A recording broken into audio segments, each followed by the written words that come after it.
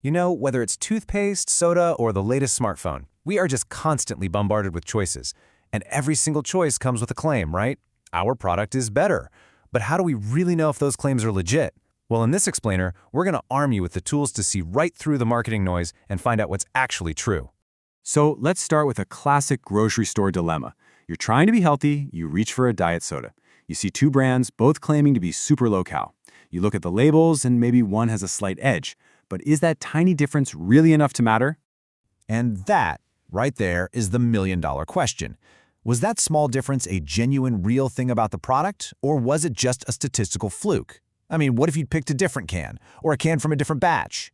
To make a good decision, we have to be able to separate the real signal from all the random noise. This is exactly where the power of statistics comes in. Think of it as our truth-finding toolkit. It's what helps us figure out what's a real, meaningful difference and what's just, random chance. So let's open up this toolkit and see what's inside. Okay, first things first. Not all comparisons are created equal. How you collect your data is just as important as what you're measuring. And in statistics, there are two main ways to gather data when you want to compare things. So here's the breakdown of those two scenarios. With what we call independent samples, we're looking at two totally distinct, unrelated groups. Think of it like a head-to-head competition between two different teams. But with dependent samples, we're tracking the same group over time. It's more like taking a before and after snapshot of the exact same team to see how they've changed. So what's the game plan for the people who do this stuff for a living? Well, it's actually a pretty straightforward four-step process. They start with what's called a null hypothesis, which is just a fancy way of saying they assume there's no difference to begin with. Then they gather their evidence, their data. Next, they put that evidence on trial with a statistical test. And finally, they deliver a verdict. Is there enough evidence to say that our first assumption, that there's no difference, was wrong? All right, enough theory. Let's see how this all plays out in the real world. We're going to dive into our first case study, where we'll be looking at those independent samples. Hey, remember our diet soda dilemma from the beginning? Well, a consumer agency decided to settle the score once and for all. They grabbed a whole bunch of cans from two of the big brands and took them to the lab to measure the exact calorie count. And here's what they found.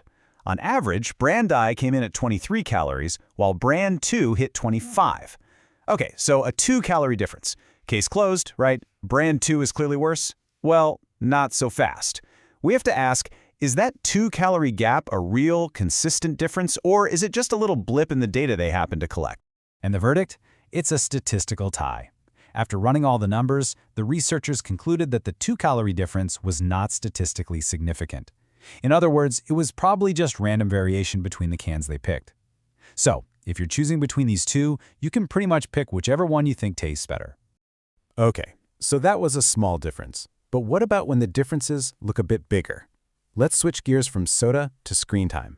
Some researchers got curious. Do kids in New York really watch more TV than kids out in California? And the data they collected is pretty eye-opening. The New York kids in their study averaged a whopping 28.5 hours of TV a week. Compare that to 23.25 hours for the California kids. That's a 5-hour gap. But you know the drill by now. Is this a real significant difference, or is it just a fluke of the particular kids they happen to study? This time, the answer is a big, resounding yes. The statistical analysis confirmed that this difference is significant. It's not just some random blip in the data. So based on this study, we can say with some confidence that, on average, New York kids are spending more time in front of the TV. So far, we've been comparing two totally separate groups. But what happens when we want to see if something has changed over time in the same group? Well, that's where our dependent or paired samples come in. Let's take a look at a classic before and after scenario. Can a new diet actually lower your blood pressure? A researcher wanted to find out. So they recruited 7 volunteers. They carefully measured each person's systolic blood pressure, put them all on the diet for 3 months, and then measured it again. Let's just zoom in on one person in the study. Before starting this diet, their blood pressure was at 210. That is, well into the high-risk zone.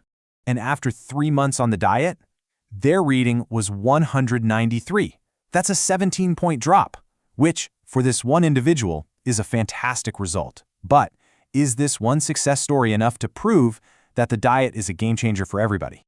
And here's the crucial twist. When the researcher pooled the data from all 7 participants, the overall drop in blood pressure was not statistically significant.